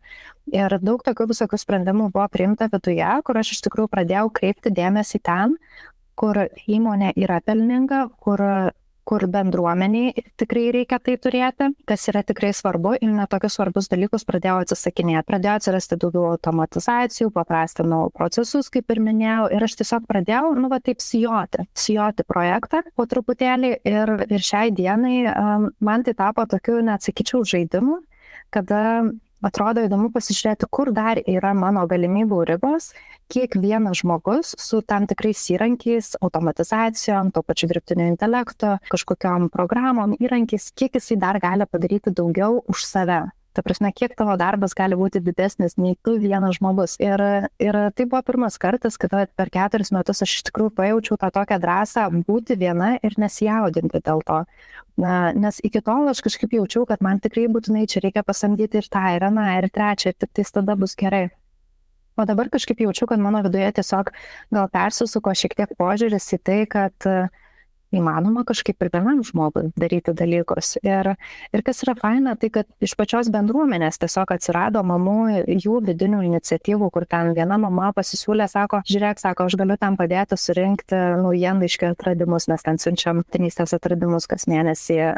Ta pati mama peržiūrė visas čiato žinutes ir mes ruošiam kartą per mėnesį pokalbių apžvalgą, nes yra tas didelis FOMO pas visus, ar ne, kad kažko nemačiau, neperskaičiau, praleidau, sugrius gyvenimą. Tai mes siunčiam tokį pagrindinių rekomendacijų, minčių, smagiausių pokalbių, nutikimų, juokų, taip toliau naujienlaiškį, kuriuos jaučia perskaičiau ir aš prisivijau, ar ne, nieko nepraleidau, kas svarbiausias, kas yra šitam laiške. Tai viena mama man tiesiog paruošė apžvalgėlę kartą kas mėnesį, kurią po to jau sudedu į naujienlaiškį.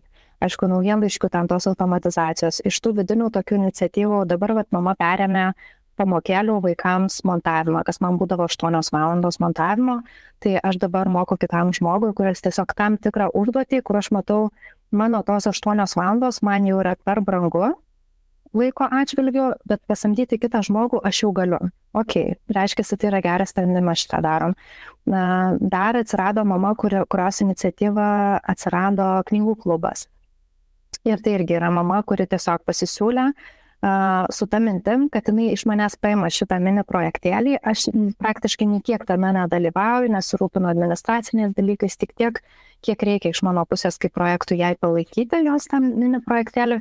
Ir jinai viską kuruoja su knygų klubu ir tai yra man irgi papildoma pagalba. Tai tokių žmonių, kurie kažkiek nuima nuo mano rankų tam tikras projekto dalis yra, bet kartu tai nėra samdomi žmonės, tai nėra darbuotojai, kurie dirba tam tikrą kiekį valandų per dieną ar panašiai. Tai yra žmonės, kuriuos labiau pasiemu dabar pagal poreikį, kada matau, kad atėjo tam laikas. Tai aš manau, kad į ateitį žiūrint turbūt bus panašiai ir tiesiog žiūrėsiu, kad jeigu mano laikas per daug dabar, pavyzdžiui, reikalauja administracinis ten koks nors dovanų siuntimas, nes mes siunčiam kas 6 mėnesius dovaną maišelį mamom klubo, o kas 12 mėnesių dovanų kuponus. Ten yra daug tokio rankinio darbo. Tai tikėtina, kad galbūt šitą dalį kas nors perims, kas bus toks kaip asistentas ar ne šitoms užduotims administraciniams tokiam labiau. Tai mano toks požiūris ir manau, kad iš tikrųjų labai daug galima pasidaryti net ir esant vieno žmogaus šou.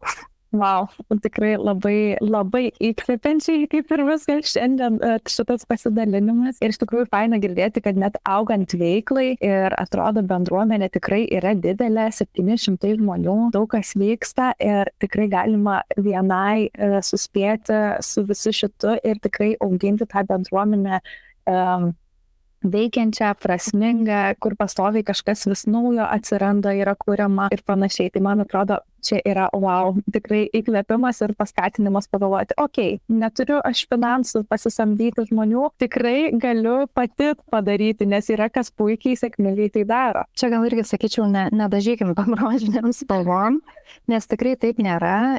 Reikia nepamiršti ir tos kitos pusės. Būna visko, būna, kad aš nežinau, aš praleidžiu kažką, žinutės nepamatau, nes tiesiog neįmanoma fiziškai, ar ne? Į kažkokį laišką, pavyzdžiui, vėliau galiu atrašyti. Gali būti kokiu nors kliurku, kur ten su svarbiausia lektorė visam projekte per 4 metus sugebėjau nepaspausti rekordinį mygtuko ir neįrašėm svarbiausio pokalbio. Čia mano feilas buvo. Bet tai taip gerai išmoko susidėti checklistą, kurį dabar pasitikrinu absoliučiai kiekvieną kartą prieš naują pokalbį. Tai yra daug tokių dalykų, kur, būkim biedni, bet teisingai aš nesužiūriu visko, ar ne? Ir aš ten kiekvienos žinutės nebeturiu galimybių perskaityti, prisijungiu kažkiek, pažiūriu, kiek ten, tarkim, istorijos leidžia laikas, lyg matau, viskas tvarkoja, važiuojam. Bus kažkokia diena, kada labiau turėsiu galimybių įsitraukti, tada įsitraukiu. Tiesiog imu dieną po dienos, bet būna visko, tai čia irgi nereikia tom rožiniam spalvom dažyti, visur yra kažkokie privalumai ir trūkumai mūsų pasirinkimų. Labai gerai, teisingai, nereikia tų rainbows and sunshines per daug, nuimkim jų. Tada mano antras klausimas ir labai faina, nes tu kalbėdama šiek tiek ir užsiminiai apie tą patį dirbtinį intelektą. Tai labai įdomu, tu kaip žmogus esi tas, kuris labiau prisibijo dirbtinio intelekto, ar vedama esi smalsumo ir vis stengiasi kažkaip jį integruoti, išnaudoti savo darbo procesuose ir galbūt gali pasidalinti, jeigu naudojasi, tai kokią reikšmę dirbtinis intelektas turi tavo darbiniuose verslo procesuose. Aš manau, kad šiaip aš pati, tai turbūt esu labiau į tą pusę, kad aš duodu erdvės ir laiko dalykam pabūti, pasižiūriu ar verta ir tada, jeigu verta pasižiūriu, ten prisijungiu ir taip toliau. Ir aš tikrai prisimenu, kad buvo visai netrumpas laikas, kada mes dar jungdavomės ir su Giedre į tuos susitikimus ir kada jinai jau mums ten pardavinėdavo tą dirbtinį intelektą ir kaip jinai ten atrado vieną ar kitą ir kaip čia galima ir tą ir aną padaryti. Ir mes sėdėdavom su Joana ten didelėm akim ir wow, papasakok daugiau, kaip čia tiksliai vyksta. Kur dar atrodė toks neapčiuopiamas dalykas, dar sunku suprasti, kaip čia iš vis veikia ir panašiai. O dabar jau žiūrėk, kasdienybė, ar ne? Ir telefone yra, ir kompiuteriai, ir jungiasi ten beveik kasdien. Tai, toks užaugę turbūt iki to kažkaip vienaip ar kitaip. Norėčiau daugiau, bet vėlgi reikia dėliotis tuos prioritetus. Aš pagrindę naudoju tai ChatGPT. Tam tikrais momentais, pavyzdžiui, bandžiau ten ir transkribuojančius, pavyzdžiui, asistentus, kurie jungiasi kartu į mūsų online pokalbius ir, tarkim, transkribuoja pokalbius, bet galų gale atsisakiau, nes mes tiesiog paprastinom procesą ir nusprendėm ten atsisakyti apskritai tų summaries pokalbių, tokių kaip atmintinių, kur būdavo tekstai surašyti. Dabar esam palikę tik video medžiagą, tiesiog paprastinant, nesupratom, kad tai nėra esmė, kad esmė yra ta video medžiaga. O ChatGPT tai aš naudoju tokiem, sakyčiau, kasdieniam dalykam, tai jeigu, tarkim, planuojamės pokalbį, tai jisai man tarnauja kaip pagalba susidėliojant kiekvieno daugelio darbų griaučius. Tai, tarkim, planuojantis pokalbį, aš jo paprašau sudėlioti temas, kurios galėtų tikti, pavyzdžiui, mūsų temai, kurią planuojame. Aš papasakoju apie lektorių, papasakoju apie temą, papasakoju, dabar jau ChatGPT ten turi tą prisiminimą, ar ne, ką mes esam kalbėję ar panašiai, arba jeigu asistentą dedam, tai jis jau žino tuos dalykus, bet kartais apie bendruomenę, ką svarbu paminėti tam pokalbėje, surašau viską, kas yra svarbu ir jisai man tada pateikia tuos pradinius griaučius, kas yra visai fainas dalykas, nes nuo to atsispirti yra lengviau, nei kad pačiam nuo nulio galvoti, kokie čia galėtų būti tie klausimai. Tai tiesiog pagreitina tą darbo procesą, o tu toliau jau grynėsi, kokie iš tikrųjų tie klausimai galėtų būti. Gal kažkur ten kažką pakoreguoti, gal kažkur pridėti, gal paprašyti jo daugiau informacijos ten viena ar kita tema. Bet jisai padeda tuos griaučius man susidėlioti.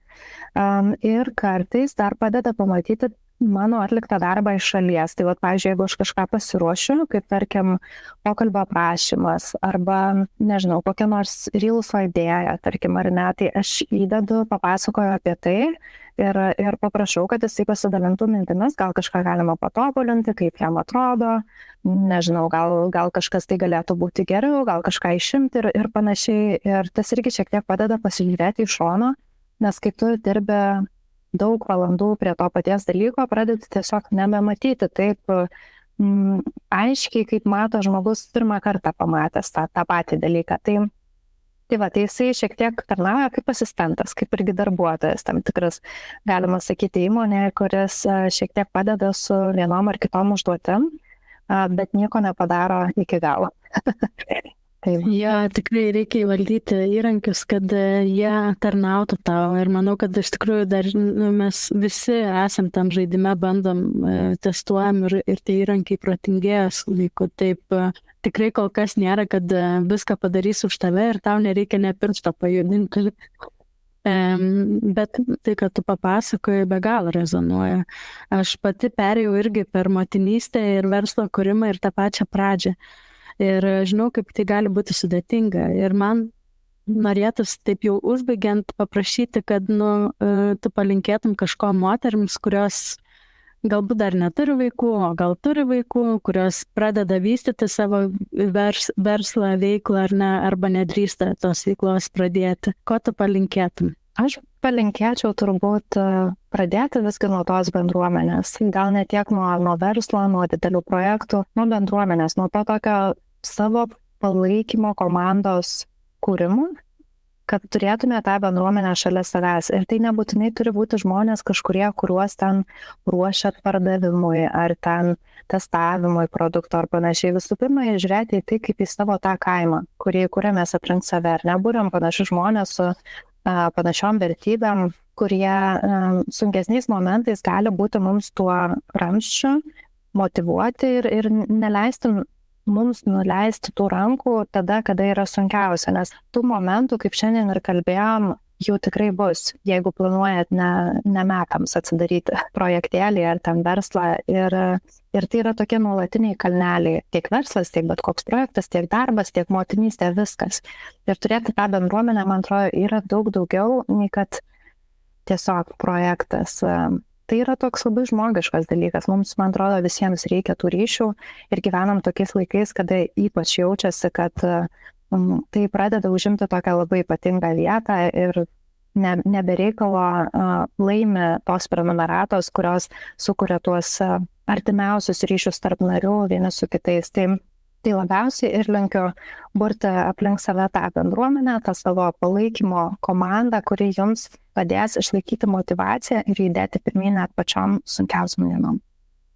Čia galėtumėm iš tikrųjų šitą pokalbį, manau, tęsti ne 1 valandą, bet Iveta, pirmiausiai nuoširdus ačiū už mūsų šitą šiandienos pokalbį ir savo istorijos pasidalėjimą su mūsų klausytojomis ir su mumis.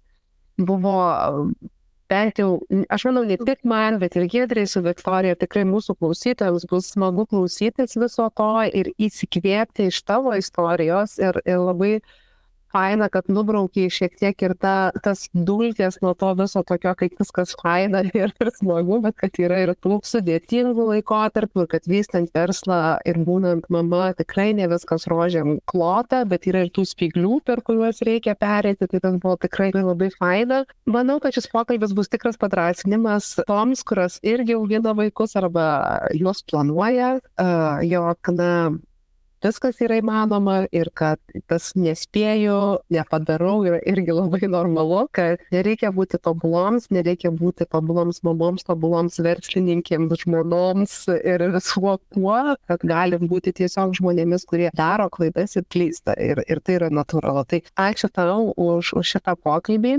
Ir norėjau tik tai priminti, kad jums, mielos mūsų besiklausančios šio pokalbio, jeigu surezonavo Ivetos istorija, jos pasidalinimas, tai kviečiam pasidalinti savo mintimis komentaruose ir galbūt persiųsti draugiai, jei manot, kad šis pokalbis galėtų būti jai įkvėpimo šaltinis, spauskit žinoma patiktukus ir taip padėkit mums augti ir daugiau dalintis tokiamis istorijomis kaip ši. Na, o pristatant, nes visą laiką pabaigoje pasidalinam ir kas laukia mūsų kito mėnesio podcast'e. Tai lapkričio mėnesio podcast pokalbį pakviesim savo istoriją pasidalinti, surprise, o mūsų Viktorija. Nes nusprendėm, kad mes, irgi turim įdomias istorijas ir Viktorijos tikrai ypatinga istorija apie drąsą keisti ir keistis. Ir labai norim mes su Giedre sakėm, kad būtinai šią istoriją turi išgirsti ir mūsų klausytojos. Todėl net nebejoju, kad Viktorija įkvėps savo pavyzdžių drąsiems sprendimams mūsų klausytojas. Tai lapkričio mėnesio epizodas, o šį kartą spalis yra su Iveta. Iveta, dar kartą ačiū tau, kad dalyvavai šiame pokalbyje. Ačiū Viktorija ir Giedre, kad buvo su mumis taip pat. Ir susiklausykime kitame podcast'e. Iki. Iki.